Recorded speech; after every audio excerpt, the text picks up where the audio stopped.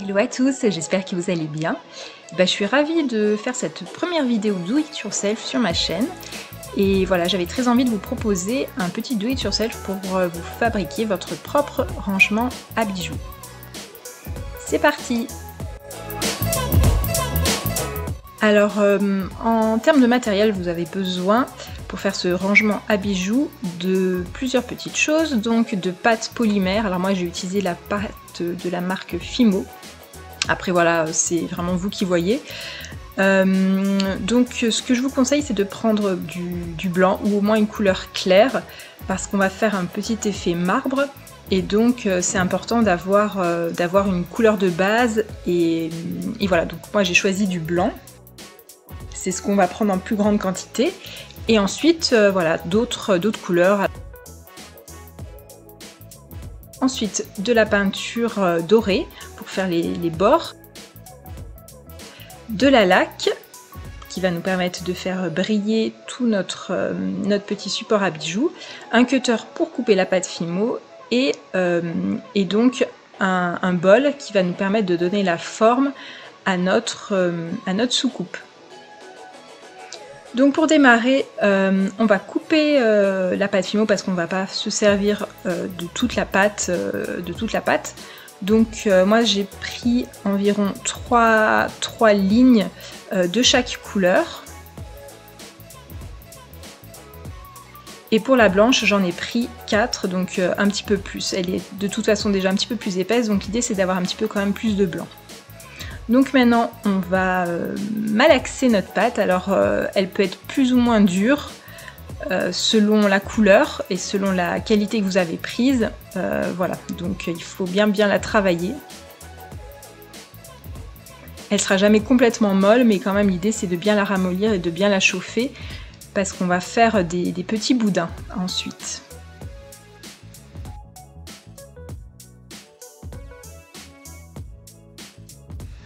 Donc une fois que votre pâte est bien malaxée, on va se servir, j'ai oublié de vous le dire tout à l'heure, d'un rouleau à pâtisserie. Alors moi j'ai utilisé une bouteille vide en verre, parce que le rouleau à pâtisserie pour les gâteaux, voilà, je vous conseille pas d'utiliser le même. Donc on reprend la pâte, on la remalaxe un petit peu pour en faire des boudins. Le rouleau à pâtisserie, ou bouteille, ou ce que vous voulez, on s'en servira juste après. Donc voilà, on fait des petits boudins qui, à peu près tous de la même taille et de la même largeur. On aura un petit peu plus de blanc, ce qui est normal.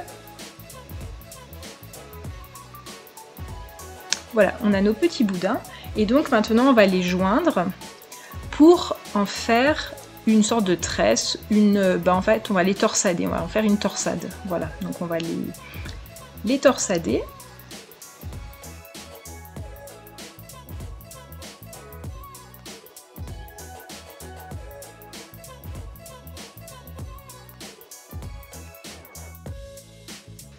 Donc là on a notre petite torsade et on va joindre les deux morceaux, en fait, enfin les deux bouts, pour ensuite créer une boule. Donc là on va remalaxer un petit peu notre pâte afin de créer une boule pour ensuite la rouler avec notre rouleau à pâtisserie.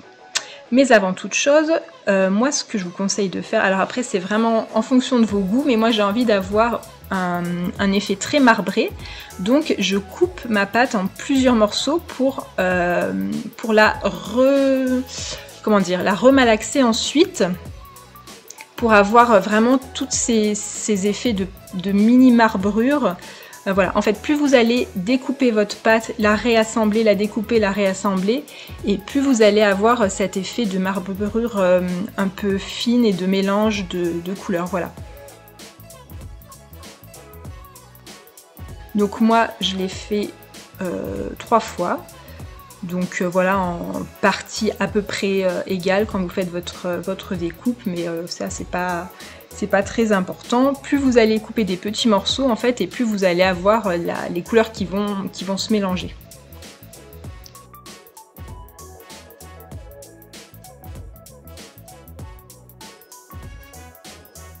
Voilà, donc j'ai ma belle boule qui donc vous voyez avec plein de jolies couleurs. Et donc maintenant, on va prendre notre rouleau à pâtisserie pour étaler notre boule et essayer de créer du coup un cercle plat d'environ 0,5 donc 5 mm de hauteur. Et l'idée c'est qu'il fasse à peu près la même taille que le petit bol, parce qu'on va s'en servir pour le mettre à l'intérieur et pour découper. Pour découper la matière en trop en fait autour, afin d'avoir une belle bordure, enfin un beau bord. On va enlever l'excédent avec notre cutter. On enlève l'excédent qu'on met sur le côté et voilà, avec l'excédent on va faire un autre petit support en plus, parce qu'on va pas jeter la matière bien évidemment. Voilà, donc on a notre joli aplat de pâte. On essaye d'aplanir un petit peu les bords.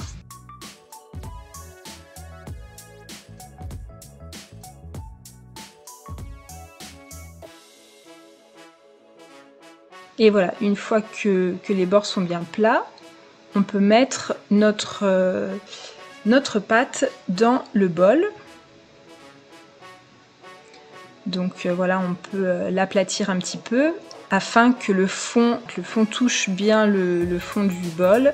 On le met de côté et ensuite on va s'occuper de faire avec la pâte qui nous reste un petit support de bague. Voilà, on va faire un petit cône en fait avec un petit aplat pour faire un petit support de bague avec l'excédent de matière qu'on avait tout à l'heure. Donc pareil, on fait une petite boule pour après avoir un petit boudin et former un petit cône.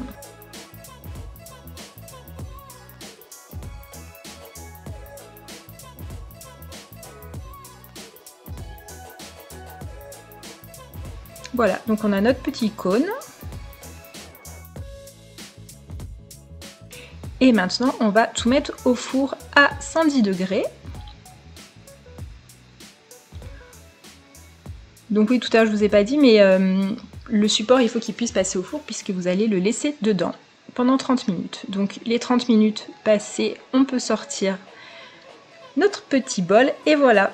Donc attention, c'est un petit peu chaud quand on sort. Donc maintenant ce qu'on va faire, on va attendre que ça sèche et une fois que c'est sec, on va faire la petite bordure dorée pour avoir un petit effet comme si c'était avec une feuille d'or, voilà, une bordure en feuille d'or.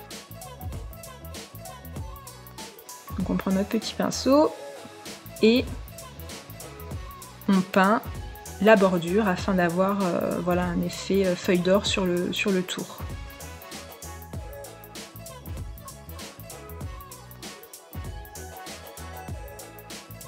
Alors vous voyez, selon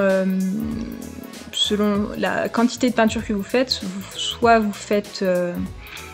vous pouvez le faire en une fois, soit moi ce que j'ai fait, c'est que je l'ai fait en 2 fois. C'est-à-dire j'ai fait une première couche, j'ai attendu que ça sèche, et j'ai fait une deuxième couche. Voilà. Donc pour le petit cône, du coup j'avais envie d'ajouter aussi un petit peu de doré, donc j'ai décidé de peindre le haut du cône en doré. Faire un petit rappel avec la soucoupe. Et voilà, donc une fois que c'est fait, on ferme tout, on nettoie le pinceau bien évidemment, et on attend que ça sèche. Et une fois que c'est sec, on va pouvoir mettre notre petite laque de finition brillante. Donc pour la mettre, moi j'ai utilisé un pinceau plat.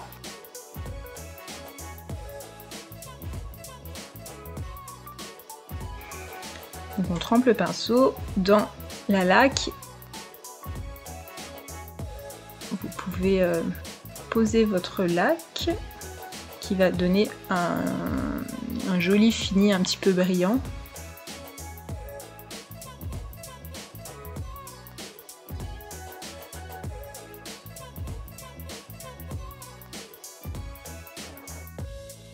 Et voilà, on fait aussi le petit cône. Et voilà, maintenant on attend que ça sèche. Voilà, alors il va falloir faire l'autre côté, donc c'est pareil. On peint avec la laque et on attend que ça sèche. Voilà. Et donc voilà le résultat. Donc voilà, ça va être très sympa, on va pouvoir ranger nos bijoux à l'intérieur ou d'autres choses, mais voilà, moi ça me sert pour ranger mes bijoux. Donc j'espère que ce petit do it yourself vous aura plu et je vous dis à très vite.